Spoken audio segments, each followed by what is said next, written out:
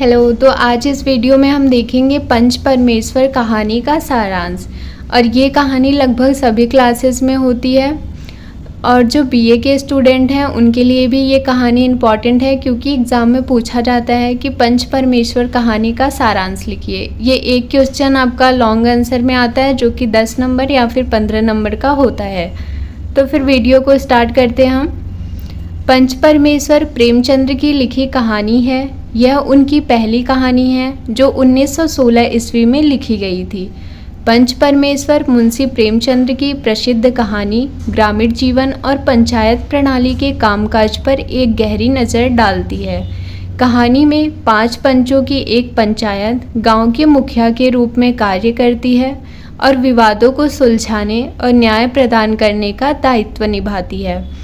कहानी विभिन्न मामलों और पंचों द्वारा दिए गए फैसलों का वर्णन करती है, जिसमें न्याय और भ्रष्टाचार भी शामिल है। जुम्मन शेख और अलगू चौधरी 2 मित्र थे।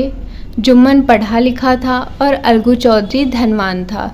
दोनों के बीच में लेन देन हुआ करता था। जब जुम्मन कहीं बाहर जाता था तो वो अपने घर की जिम्मेदारी अलगू पर छोड़ देता, और अलगू जब कहीं बाहर जाता तो वो अपने घर की जिम्मेदारी जुम्मन के ऊपर छोड़ देता। जुम्मन के पास एक बूढ़ी खाला थी और जुम्मन ने चिकनी चुपड़ी बातें करके अपने खाला की सारी जायदाद अपने नाम कर ली थी। जुम्मन और उसकी जो पत्नी थी वो खाला को खाना नहीं देती थी और हमेशा कड़वी बातें सुनाती थी। खाला सब कुछ सहती रही, लेकिन जब जुम्मन के कठोर व्यवहार हद से ज़्यादा आगे बढ़ गए तो खाला ने तंग आकर पंचायत करने की ठान ली। परंतु खाला को कोई भी सुयोग्य पंच नहीं मिल रहा था और अंत में खाला ने अलगू चौधरी को पंच बनाया। अलगू कानूनी आदमी था। उसने सोच समझकर अपना फैसला सुनाया कि जुम्मन खाला जान को उसके महीने का खर्चा दे। जुम्मन ने पंचों के सामने तो ये बात स्वीकार कर ली कि ठीक है, मैं खाला को उनके महीने का खर्चा दे दूंगा। लेकिन जुम्मन जो है मन ही मन में अलगू को कोस रहा था। उसके मन में बदले की भावना पनपने लगी। शीघ्र ही एक दूसरी घटना में जुम्मन शेख को एक मौका मिलता है अलगू चौधरी और समझू साहू के बीच पंच बनने का। बटेसर मेले से अलगू चौधरी ने बड़े मजबूत बैल खरीदे थे और उसमें से एक बैल मर जाता है। और जब एक बैल मर जाता है तो अलगू चौधरी सोचता है कि अब एक बैल को लेकर के क्या करूँगा, तो उसने समझू साहू को वो बैल बेच दी। समझू बैल को अपने घर लेकर के गया और बैल से काम करवाता ज़्यादा और उसे खाना कम देता था और हमेशा मारता रहता था। तो कुछ ही दिनों में वो बैल मर जाती है। अलगू जब पैसे मांगने के लिए समझू साहू के घर जाता है तो समझू साहू इनकार कर देता है कि तुम्हारी बैल मर गई तो मैं पैसे नहीं दूंगा। तो अलगू क्या करता है कि पंचायत बैठाता है और जो चालाक समझू साहू था वो पंच के रूप में जुम्मन शेख को ही चुन लेता है।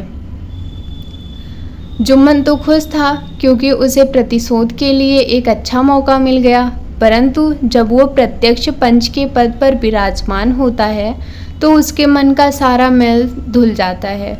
विवेक जागृत होता है। वह तटस्थ भाव से विचार करने लगता है और उसने लास्ट में यह फैसला सुनाया कि समझू साहू का यह दायित्व है कि अलगू को वो बैल का मूल्य चुका दे, और अलगू की यह भलमानसी है कि वह समझू साहू को कुछ रियायत दे दे।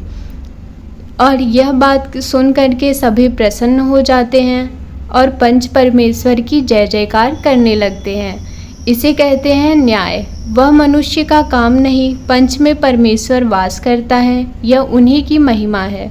पंच के सामने खोटे को कौन खरा कह सकता है।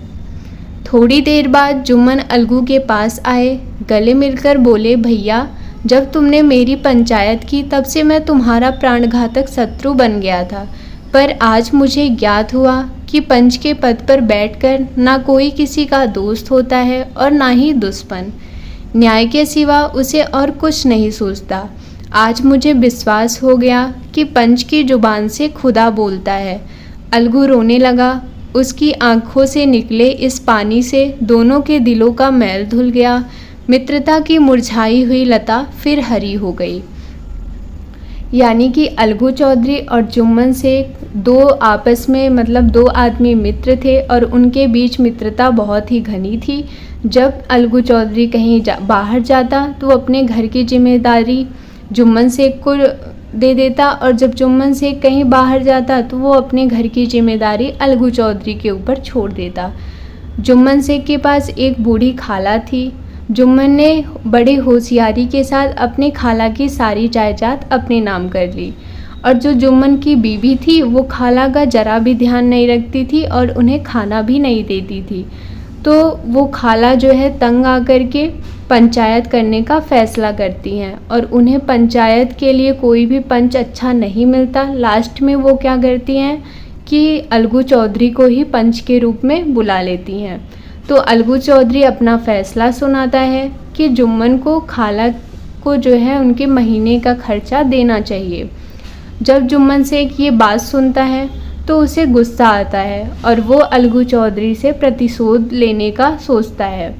एक बार उसे ये मौका भी मिल जाता है समझू साहू और अलगू चौधरी के बीच पंच बनने का। अलगू चौधरी ने एक मेले से 2 बैल ली थी। एक बैल उसकी मर जाती है तो अलगू चौधरी सोचता है कि अब एक बैल लेकर के क्या करूँगा, इसे बेच देता हूँ।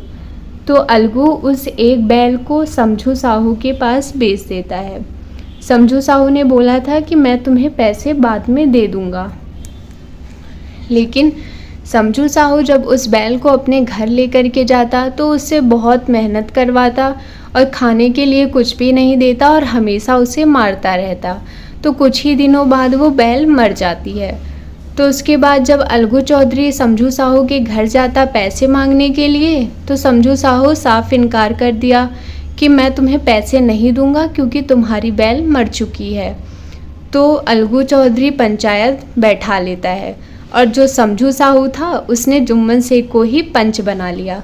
लेकिन जब जुम्मन शेख पंच के स्थान पर विराजमान होता है तो उसके अंदर से प्रतिशोध की भावना समाप्त हो जाती है और वो एक निष्पक्ष न्याय करता है कि अलगू चौधरी जो है माफ़ कर दे थोड़े खर्चे और समझू साहू उसके बैल का जो भी मूल्य था वो अलगू चौधरी को वापस कर दे।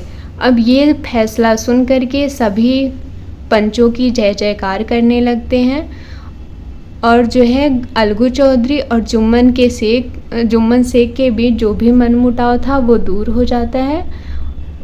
ठीक है, तो ये थी हमारी कहानी। अगर आपको वीडियो अच्छी लगी हो तो प्लीज़ लाइक एंड सब्सक्राइब कर देना। ठीक है, थैंक यू।